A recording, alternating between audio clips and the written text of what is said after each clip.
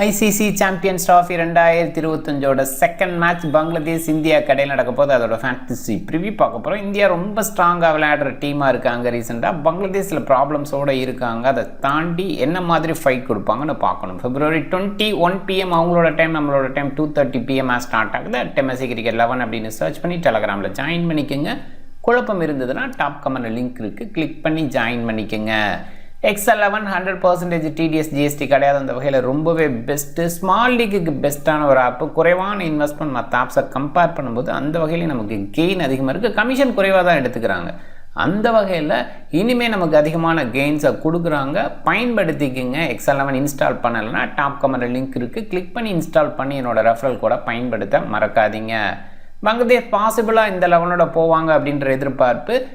ஹிரிடாய், Yemen, Nasum Ahmed and Naheed Rana இவங்கெல்லாம் பெஞ்சில் இருக்கிறதுக்கான வாய்ப்பு. நசூம்க்கான வாய்ப்பு இருக்குமான்னு பார்க்கணும். பேட்டிங்கில் சின்ன எபிலிட்டி இருக்குது.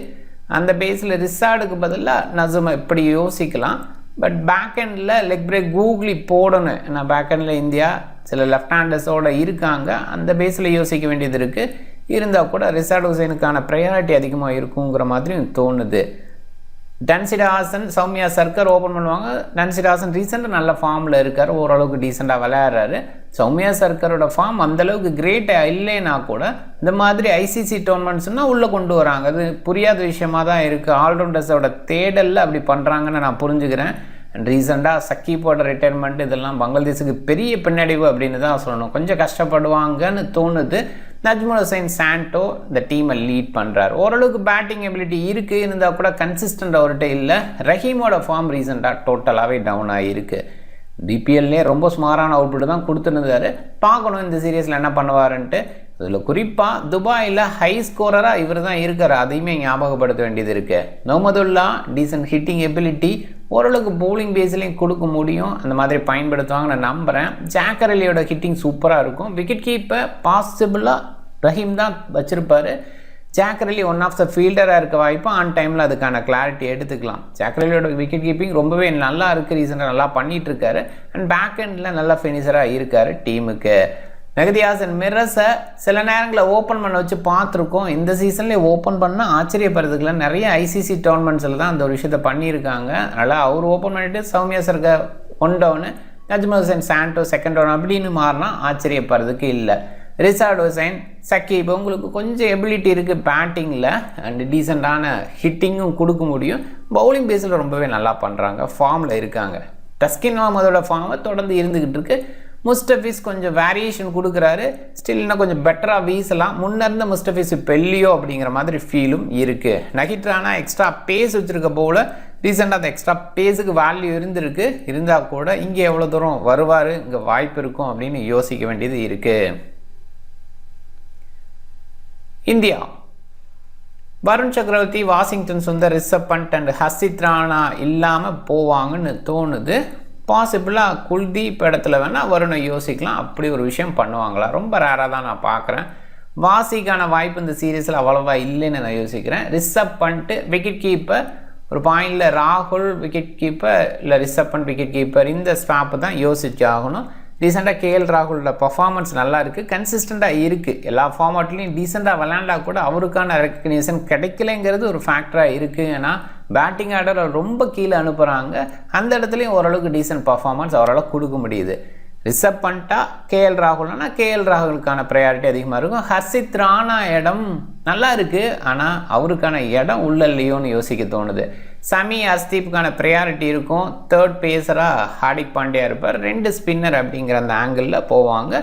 சொல்லப்போனால் 3வது ஸ்பின்னர் அக்சர் பட்டேல், அவருக்கான பவுலிங் நிறைய கிடைக்காதுன்னு சொல்லலாம். பட் கண்டிப்பாக 3rd ஸ்பின்னராக அக்சர் பட்டேல் சப்போர்ட்டிங் ரோலில் இருப்பார். ரோஹித் சர்மா, சுப்மன் கில் ஓப்பன் பண்ணுவாங்க. சுப்மன் கில் இந்த டீமுக்கு vice captain, Rohit Sharma leader. 2 பேருமே டீசன்ட் ஸ்டார்ட் கொடுக்க முடியும். குறிப்பாக பங்களாதேஷ்க்கு எகென்ஸ்டா அப்படின்ற மாதிரி இடத்துல கொஞ்சம் ஃப்ரீ ஃப்ளோவாக இனிஷியலாக ஸ்டார்ட் பண்ண வாய்ப்பு. பட் பங்களாதேஷோட ஃபாஸ்ட் பவுலர்ஸ் டீசெண்டாக இருக்காங்க. ரீசெண்டாக அவங்களோட ஃபாஸ்ட் பவுலிங் யூனிட் இம்ப்ரூவ் ஆகிருக்கு. விராட் கோலி, ஸ்ரேயாஸ் ஐயர், அக்சர் பட்டேல் அப்படின்ற மாதிரி இருக்குமா? விராட் கோலி, ஸ்ரேயாஸ் ஐயர், KL ராகுல் அப்படின்னு இருக்குமா பார்க்கணும். ஒரு லெஃப்ட் ஹேண்ட் டாப்பில் இருந்தால் பரவாயில்லன்னு ரீசெண்டாக அக்ஷர் பட்டேலை மேலே அனுப்புறதை பார்க்குறோம். அது ஓகேவான டிசிஷனாக தான் பார்க்குறேன். அக்ஷர் பட்டேல் இந்தியா ஏக்கெல்லாம் விளையாடும்போது நிறைய நேரங்களில் 1 டவுன் 2nd ரவுண்ட் இந்த ஸ்டேஜில் தான் இறங்கி விளையாண்டுருக்கேன், நல்லாவும் விளையாண்டுருக்காரு. ஸோ அந்த பேஸில் யோசிக்கும் போது டெஃபினட்டாக அக்ஷர் பட்டேல் நல்ல சாய்ஸாக தான் பார்க்குறேன். மேலே ஒரு வேலை ரிசர்வ் பண்ணிட்டு உள்ளே கொண்டு வந்தால் அப்போ அக்ஷரை கீழே அனுப்பலாம், அந்த ஒரு விஷயமும் இருக்குது. பாசிபிளாக அது இல்லை, அக்ஷர் மேலே வர்றதுக்கான வாய்ப்பு. ஒரு இடத்துல ஸ்டெபிலிட்டி கொடுக்கணுன்னா கேஎலவே மேலே அனுப்பிடலாம், மைண்ட் பண்ணிக்கோங்க. அதில் குறிப்பாக லெக் பிரேக் பவுலர் அவ்வளோவா ஒருவேளை ரிசர்வேஷன் இல்லை, ஆஃப் பிரேக் பவுலரை வச்சு மட்டும் மேனேஜ் பண்ணி போகிறாங்கன்னா அப்போ கண்டிப்பாக கேஎல் ராகுல் மேலே இருக்கிறது தான் பெட்டர். அப்படி ஒரு டிசிஷன் எடுத்தாலும் ஆச்சரியப்படுறதுக்கு இல்லை. அக்ஷரை பொறுத்த வரைக்கும் பவுலிங் பேஸில் எவ்வளோ தூரம் கன்சிடர் பண்ணுவாங்கன்னு பார்க்கணும். பேட்டிங்கில் ப்ரொமோஷன் கொடுக்கறதுனால பவுலிங்கில் கொஞ்சம் ஓவர் பேஸில் குறைச்சி கொடுக்குறாங்க, அதை பார்த்துக்கலாம். ஹார்திக் பாண்டியா இது ரொம்ப கீழே தான் இருந்தால் கூட ஹிட்டிங் பேஸில் ப்ரொமோஷன் அவருக்கு கிடைக்கும். ரவீந்திர ஜடேஜா, குல்தீப் 2 ஸ்பின்னர் 2 பேருமே குவாலிட்டி அவுட்புட். குறிப்பாக ரவீந்திர ஜடேஜா மற்ற நிறைய இடங்களில் இல்லாததுனால, சொல்லப்போனால் T20 ஃபார்மேட்டில் ரிட்டைன் ஆனதுனால இந்த ஃபார்மேட்டுக்கு ப்ராக்டிஸ் பேஸில் ஹெவியாக பண்ணுறார். லாங்கர் ஃபார்மேட்டுக்கு ப்ராக்டிஸ் நல்லா இருக்குது. ரீசெண்டாக அவரோட பவுலிங் ரொம்பவே இம்ப்ரூவ் ஆகி பார்க்குறோம், அந்த வகையில் பெஸ்ட்டாக பார்க்குறேன். அண்ட் குல்தீப் யாதவோட பவுலிங்கும் டீசெண்டாக இருக்குது. இந்த ஃபார்மேட்டுக்கு நல்ல பவுலர்னே சொல்லலாம். வாசி அண்ட் சக்கரவர்த்தி இந்தியா டீமோட அப்படின்ற மாதிரி பார்க்கும்போது எக்ஸ்பீரியன்ஸ் குறைவு, ஆனால் குல்தீப்போட அந்த எக்ஸ்பீரியன்ஸ் ரொம்பவே அதிகமாக இருக்குது. அதனால் அவருக்கான ப்ரையாரிட்டி இருக்குன்னு நினைக்கிறேன். இல்லை அந்த இடத்துல வருண் வந்தால் ஆச்சரியப்படுறதுக்கு இல்லை. நான் ரீசெண்டாக பர்ஃபார்மன்ஸ் பேஸில் வருண் ரொம்பவே பெஸ்ட்டாக இருந்திருக்காரு. முகமது சமி, அர்ஸ்தீப் 2 சூப்பர் பவுலர், 2 பேருமே ஸ்விங் பண்ணக்கூடிய எபிலிட்டி இனிஷியலாகவும் லேட்டராக வேரியேஷன் கொடுக்குற எபிலிட்டியும் வச்சுருக்காங்க. அதில் குறிப்பாக சமியோட சீம் பொசிஷன் சூப்பராக இருக்கும், பெஸ்ட் இன் சீம் அப்படின்னு சொல்லலாம். அந்த மாதிரி ஒரு பவுலர் பார்க்கணும். பும்ரா இல்லாதது ஒரு மைனஸ்ன்னு சொன்னாலும் ஓரளவுக்கு மேனேஜபிள் பவுலிங் இருக்குது. துபாய் இன்டர்நேஷ்னல் கிரிக்கெட் ஸ்டேடியம் துபாயில் தான் இந்த போட்டி. மழைக்கான வாய்ப்பு இல்லை. 33 போட்டி கிரவுண்டில் டோட்டலாக 58 போட்டிகள் நடந்திருக்கு. 57 போட்டி ரிசல்ட் ஓரியன்ட், அதில் ஒரு டைம் மேட்ச் இருந்திருக்கு. இருந்தாலும் 33 நீங்கள் போட்டிருக்கிறது காரணம் நமீபியா, கனடா இந்த மாதிரி டீம்ஸ் விளாண்ட மேட்சஸ் எல்லாம் விட்டுட்டு போட்டிருக்கோம். அவங்க ஆவரேஜ் 219 இந்த ரேஞ்சில் அவங்க விளையாடும்போது இருந்திருக்கு. இந்த பேட்டர்னில் பார்க்கும்போது 228 ஆவரேஜாக இருந்திருக்கு. 355க்கு 5 அப்படிங்கிறது ஹை ஸ்கோராக இருந்திருக்கு. ஹாங்காங் 116க்கு 10 அப்படின்ற லோ ஸ்கோரை பதிவு பண்ணியிருக்காங்க. ஓவராலாக டெஸ்ட் பிளேயிங் நேஷன்ஸ் அப்படின்ற டீம்ஸ் விளையாடுற அந்த மேட்சஸோட கவர் தான் இந்த 33. ஸோ அதில் 20 சேஸ் பண்ணுற டீம் ஜெயிச்சிருக்காங்க. ஸோ அதனால் இங்கே சேஸிங் ப்ரிஃபரபுளாக இருக்கும். நைட்டு கொஞ்சம் டியூ ஃபேக்டர் இருக்குது, அதில் டவுட்டே இல்லை. அதனால் இங்கே சேஸ் பண்ண தான் பார்ப்பாங்க டாஸ் வின் பண்ணுற கேப்டன். 200க்கு கீழே 10 முறை வந்திருக்கு. 200லேருந்து 250 இந்த ரேஞ்சில் 12 முறை, 250லேருந்து 300 இந்த ரேஞ்சில் 8 முறை, 300க்கு மேலே 3 டைம் வந்திருக்கு. ஓரளவுக்கு மீடியம் ஸ்கோரை எதிர்பார்க்கலாம். இந்தியா பேட் ஃபர்ஸ்ட் பண்ணால் அந்த 300+ வந்தால் ஆச்சரியப்படுறதில்ல. 300+ கண்டிப்பாக அடிப்பாங்க. இப்போ இருக்கிற மாடர்ன் டே கிரிக்கெட் 2 பக்கமே சைன் பால் அப்படிங்கிற மாதிரி யூஸ் பண்ணுறாங்க இல்லையா. 25 ஓவர் ஒரு பக்கம், இன்னொரு பக்கம் 25 ஓவர் அப்படிங்கிற மாதிரி இருக்கனால ஓரளவுக்கு பேட்டுக்கு வரும், அந்த ஸ்கோர் வரும் அப்படிங்கிற மாதிரி மைண்ட் பண்ணி யோசிக்கலாம். அதில் பவர் பிளே செக்ஷனும் கொஞ்சம் மாறி இருக்குது. முன்ன அது இப்போ ரீசெண்ட் இயர்ஸில் அந்த மாதிரி இருக்குது இல்லையா. 4 ஃபீல்டர்ஸ் செகண்ட் பவர் பிளேயில் வெளியில் அப்படிங்கிற மாதிரி இடத்துலையும் ஸ்கோர் பண்ண முடியும். 300+ இந்தியா பேட் ஃபஸ்ட்டு பண்ணால் கொண்டு வர முடியும். இந்தியா வின் பண்ணுறதுக்கான வாய்ப்பு அதிகம். இந்தியா டாஸ் வின் பண்ணாங்கன்னா கண்டிப்பாக சேஸ் பண்ண பார்ப்பாங்க. இப்போ பங்களாதேஷ் ஒரு 200+ அப்படிங்கிற ரேஞ்சுக்கு வரதுக்கு வாய்ப்பு இருக்குது. 200க்கு பிலோவாக இருந்தாலும் ஆச்சரியப்படுறதுக்கு இல்லை. ஏன்னா இங்கே இருக்கிற பேட்டரோட ஃபார்ம் அப்படின்னு பார்க்கும்போது டன்சிட் ஓகேவாக இருக்கார். சாண்டோஸ் சில நேரங்களில் மட்டும்தான் இருக்கார். ரஹீமோட ஃபார்மு டவுனாக இருக்குது. முகமதுல்லா ஓகேவாக இருக்கார். ஜாக்கர் அலி, முகமது இவங்க இந்த மிடில் இருக்கிற பிளேயர்ஸ் தான் ஓரளவுக்கு மேனேஜ் பண்ண முடியும். பேக் எண்டில் கொஞ்சம் தட்டி கொண்டு வந்தால் ஒரு 210 இந்த மாதிரி ரேஞ்சு தான் கொண்டு வர முடியும் பங்களாதேஷ் அப்படின்னு நான் யோசிக்கிறேன். அதில் துபாய் கிரவுண்டை பொறுத்த வரைக்கும் இனிஷியலாக கொஞ்சம் ஸ்விங் கூட கொடுக்கும் அப்படிங்கிற மாதிரி பார்க்குறோம். அது டேயில் ஸ்டார்ட் ஆகும்போது எந்தளவுக்கு ஸ்விங் கிடைக்கும் அப்படிங்கிறதையும் மைண்ட் பண்ண வேண்டியது இருக்குது. அண்ட் நம்ம பவுலிங் அப்படின்னு பார்க்கும்போது ஸ்பின்னர்ஸ் ரொம்ப கண்ட்ரோல்டாக இருக்கிறாங்க. அதில் ரவீந்திர ஜடேஜா இங்கே 4 விக்கெட் அப்படிங்கிற அந்த ரேஞ்சில் இருந்திருக்காரு. பங்களாதேஷ்க்கு எகென்ஸ்டாகவே எடுத்திருக்காரு அப்படின்ற அந்த ஒரு விஷயம் இருக்கனால ஸோ அதுவுமே இங்கே ரவீந்திர ஜடேஜாவுக்கு ஒரு அட்வான்டேஜ் இருக்குது, இந்தியாவுக்கு ஒரு அட்வான்டேஜாக நான் பார்க்குறேன். இந்த பர்டிகுலர் கிரவுண்டில் செஞ்சுரிஸ் அப்படிங்கிறது நிறையலாம் வரலை. என்னதான் 57 மேட்ச்சு ரிசல்ட் ஓரியன்டாக இருந்திருக்கு அப்படின்னாலும் அங்கே 21 செஞ்சுரிஸ் மட்டுமே வந்திருக்கு. ஸோ அதை கொஞ்சம் மைண்ட் பண்ண வேண்டியது இருக்குது. கொஞ்சம் ஸ்கோர் இண்டிவிஜுவலாக ஆடுறது அவ்வளோ ஈஸி இல்லை அப்படி. ஆனால் ஸ்டெடி பண்ணிட்டாங்கன்னா கொண்டு போனால் ஆட முடியும். ரோஹித் சர்மா அதுக்கு முன்னாடி செஞ்சுரிஸ் அடிச்சிருக்காரு. இங்கேயுமே பார்த்தீங்கன்னா ரஹீம் அடிச்சிருக்காரு. ஸோ ஓவராலாக இந்த பர்டிகுலர் கிரவுண்டில் ரோஹித் சர்மா மட்டும்தான் அடிச்சிருக்காரு அப்படின்னு சொல்லலாம். 4 விக்கெட் ஹால்னு பார்க்கும்போது ரவீந்திர ஜடேஜா மட்டும் இங்கே. ஸோ அதையும் மைண்ட் பண்ணிக்கிங்க. ரஹீம் இங்கே டாப் ஸ்கோரராக இருந்திருக்காரு. பங்களாதேஷ் பவுலிங் ஆப்ஷன் பார்க்கும்போது சௌமியா சர்கர் சின்ன ஆப்ஷனை யோசிக்கலாம். அண்ட் 3 பேஸர் ஒரு எக்ஸ்ட்ரா பேஸ் தேவை அப்படிங்கிற அந்த ஆங்கிள் யோசிச்சா மட்டும் இல்லை, யாருக்காவது இன்ஜுரி மிடில் அப்படிங்கிற அந்த இடத்துலையும் சௌமியா சர்கரை பயன்படுத்தலாம். ஒரு சில ஓவர் பயன்படுத்தினா ஆச்சரியப்படுறதுக்கு இல்லை. முகமதுல்லா, மிராஸு, ரிசாட் ஹுசைன், சக்கீப்பு, டன்சிம் ஹசன் சக்கீப்பு, டஸ்கின் அகமது, முஸ்டபிஸ் இவங்கெல்லாம் பவுலிங் ஆப்ஷனில் இருக்காங்க. முகமதுல்லாவுக்கு ஒரு சில ஓவர், சௌமியா சர்கருக்கு ஓவர் கிடைக்கிறது ரொம்ப குறைவாக தான் நான் பார்க்குறேன். ரீசெண்டாக அவ்வளோவா பவுல் பண்ணல. 5 பவுலர் முழுமையாகவே இருக்காங்க. ஸோ அதில் பிரச்சனை இல்லை. ஒரு இடத்துல யாராவது ரொம்ப அடி வாங்குறாங்க. இந்தியன் டீம் பயங்கர ஸ்ட்ராங்கான பேட்டிங் யூனிட்டாக இருக்காங்க. நல்லா பண்ணுறதை பார்க்குறோம் ரீசெண்டாக. அந்த இம்ப்ரூவ்மெண்ட்டு கம்ப்ளீட் யூனிட்டாக இந்தியாவை சொல்லலாம். பும்ரா இருந்தால் கண்டிப்பாக இந்த சாம்பியன்ஸ் ட்ராஃபி நமக்குன்னே சொல்லிடலாம். சில டீம்ஸ் இந்தியாவுக்கு ஓவராக நல்லாவே இருக்குது. சொல்லப்போனால் நியூசிலாந்து மாதிரி டீம்ஸ் எப்பயுமே ஐசிசி டோர்னமெண்ட்ஸில் இந்தியாவுக்கு எகென்ஸ்டாக நல்லா பண்ணியிருக்காங்க. ஸோ அந்த பேஸில் மட்டும் நம்ம யோசிக்க வேண்டியது இருக்குது. ஸோ அதர்வைஸ் பார்க்கணும். அண்ட் ஓவராலாக இந்த பவுலர்ஸுக்கு எகென்ஸ்டாக இந்தியன் பேட்டர்ஸ் ஹாஸாக இருப்பாங்க. அப்போ எக்ஸ்ட்ரா பவுலர் தேடும்போது முகமதுல்லா, சௌமியா சர்கர் இருப்பாங்க. அண்ட் இந்தியா பொறுத்த வரைக்கும் பவுலிங் ஆப்ஷனில் அக்சரு, ஹார்திக் பாண்டியா, ஜடேஜா, குல்தீப், சமி அண்டு அஸ்தீப் இவங்க இருக்காங்க. இதில் அக்சரோட ஓவர்ஸ் கொஞ்சம் குறைவாக இருக்கிறதுக்கு வாய்ப்பு இருக்குது. ஹார்திக் பாண்டியா கூட 2 பேஸை ஸோ கொஞ்சம் யோசிக்கலாம். அண்ட் பங்களாதேஷ்க்கு எகென்ஸ்டாக எக்ஸ்ட்ரா பேஸர் ஒருத்தர் எடுத்துகிட்டு வரணும் அப்படிங்கிற அந்த ஆங்கிள் யோசித்தாலும் தப்பு கிடையாது. என்னை பொறுத்த வரைக்கும் துபாயில் ஓரளவுக்கு பேஸ் சப்போர்ட் இருக்கும். என்ன தான் யுஏஇ கிரவுண்டு ஸ்பின்னர்ஸுக்கு சப்போர்ட் பண்ணோம் அப்படின்னு பொதுவாக சொன்னாலும் இனிஷியல் மேட்ச்சு அந்த இடத்துல கொஞ்சம் பேஸ் சப்போர்ட் இருக்கலாம். பங்களாதேஷ் எப்பயுமே ஒரு எக்ஸ்ட்ரா பேஸ் இருக்க பவுலர்ஸுக்கு விக்கெட் விடுறது சாதாரணமாக நம்ம பண்ணி பார்த்துருக்கோம். அந்த பேஸில் யோசிக்கலாம். பங்களாதேஷ் கிரிக்கெட்டை பொறுத்த வரைக்கும் இம்ப்ரூவ்மெண்ட் பெருசாக இல்லை. ரொம்ப வருஷமாக விளையாடுற ஒரு ஃபீல் இருக்குது. ரீசெண்டாக ஒரு சில இடங்களில் நல்ல இம்ப்ரூவ்மெண்ட் அப்படின்னு சொன்னால் கண்டிப்பாக உங்களோட ஃபாஸ்ட் பவுலிங் யூனிட் நல்லா இருக்குது. நிறைய ஃபாஸ்ட் பவுலர்ஸை க்ரியேட் பண்ணியிருக்காங்க. ஹசன் முகமதுன்னு வெளியில் இருக்கார். நஹித் ரானா நல்லா பண்ணுறதை பார்க்குறோம். டன்சிம் ஹசன் சக்கீப் நல்லா பண்ணுறாரு. டஸ்கின்னு, முஸ்டபிஸ் இதுக்கு முன்னாடி நல்லா பண்ணி பார்த்துருக்கோம். ஸோ அவங்கள ஃபாஸ்ட் பவுலிங் நல்லா இருக்கிற ஒரு ஃபீல் இருக்குது.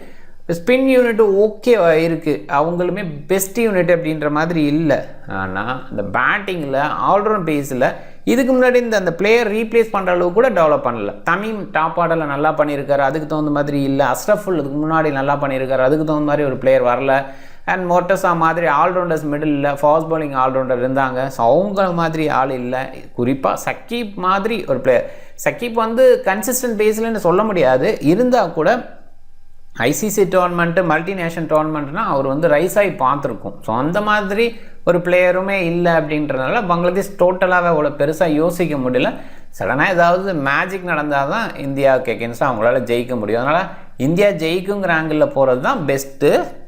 ரோஹித் சர்மா, சுப்மன் கில் அண்ட் ஹார்திக் பாண்டியாவை நிறைய பேர் கேப்டனாக ட்ரை பண்ணியிருக்காங்க. ஆப்வியஸாக இந்தியன் சைடு ட்ரை பண்ணுறது தான் நல்ல சாய்ஸு. விராட் கோலி, ஸ்ரேயாஸ் அண்டு அக்சர் பட்டேலை ட்ரை பண்ணலாம். அக்சர் கொஞ்சம் மேலே வரலாம். குறிப்பாக இந்தியா பேட் ஃபஸ்ட்டு பண்ணுற மாதிரி சூழல் அக்சரை கொஞ்சம் ட்ரை பண்ணலாம்.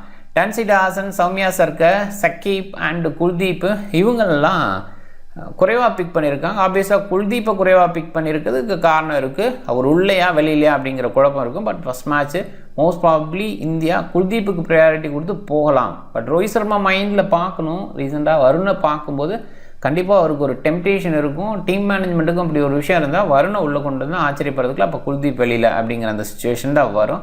இதை மட்டும் ஆன் டைமில் பார்த்துக்கலாம். சௌமியா போல் பண்ணுறதுக்கான வாய்ப்பாக நான் பார்க்குறேன். டன்சிம் ஹசன் சக்கீப் ஒருவேளை ஃபஸ்ட் பேட் பண்ணி பங்களாதேஷ் இருந்தால் கூட இவருக்கான அந்த பேட்டிங் கொஞ்சம் இருக்கலாம். கொஞ்சம் தூரம் எடுத்துகிட்டு போவார். டெய்ல் எண்டர்ஸை கொஞ்சம் இந்தியா விடுவாங்க. இதுவுமே நம்ம பார்த்துருக்கோம். அந்த பேஸில் டன்சிம் ஹசன் சக்கீப்பாக கன்சிடர் பண்ணணும். டன்சிம் ஹசன் ரீசெண்டாக கொஞ்சம் ஃபார்மில் இருக்கிற ஓகேவான கன்சிடரேஷனில் கொஞ்சம் யோசிக்கலாம்.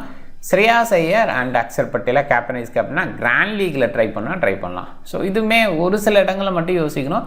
இந்தியா பேட் ஃபஸ்ட்டு பண்ணால் இந்த சாய்ஸ் நல்ல சாய்ஸை நான் பார்க்குறேன். ஸ்ரேயாஸ் ஐயர் அண்ட் அக்சர் பட்டேலை சேஸ் பண்ணும்போது இவங்களுக்கு பேட்டிங் கிடைக்குமா? ஒருவேளை ஸ்ரேயாஸ் ஐயர் வந்தால் கூட அப்படி எவ்வளோ அடிச்சிட முடியும்? அந்தளவுக்கு பங்களாதேஷ் ஸ்கோர் பண்ணி எடுத்துகிட்டு போவாங்களா? இந்த மாதிரி கேள்விகள்லாம் கேட்கும்போது அங்கே கொஞ்சம் யோசிச்சுக்குங்க. அண்ட் அதர்வைஸ் பேட் ஃபஸ்ட் பண்ணால் அவங்க நல்ல சாய்ஸு. சேசிங் தான் கண்டிப்பாக ப்ரிஃபர் பண்ணுவாங்க. பங்களாதேஷ் என்ன மாதிரி முடிவு எடுப்பாங்க, எப்படி இருந்தாலும் இந்தியாவுக்கு எகென்ஸ்டாக தோக்க போகிறோம் அப்படிங்கிற அந்த ஆங்கிள் ஏதாவது வேறு டிசிஷன் எடுத்து பார்க்குறாங்களா அப்படின்னு பார்க்கணும். பட் மோஸ்ட் ப்ராபப்ளி இங்கே கண்டிஷன் வந்து சேசிங்க்கு வின் கொடுத்துருக்கு. அண்ட் டியூ ஃபேக்டர் இந்த மாதிரி விஷயமும் சேஸ் பண்ண தான் விரும்பும். டீம் கிரியேட் பண்ணலாம். ரஹீம் நல்ல சாய்ஸா, கேஎல் ராகுலா? இந்த இடத்துல ஒரு குழப்பம் வருது. ரஹீம் இப்போ இருக்கிற ஃபார்ம் பேஸில் யோசிக்கும் போது கண்டிப்பாக இல்லை. கேஎல் ராகுல் நிறைய ஸ்டம்பிங்கு, நிறைய கேட்சஸ் இப்படி பிடிச்சிருவாரான்னா ஒரு இடத்துல ஓகேன்னு சொல்லலாம். அந்தளவுக்கு பெஸ்ட் விக்கெட் கீப்பிங் பண்ணலை.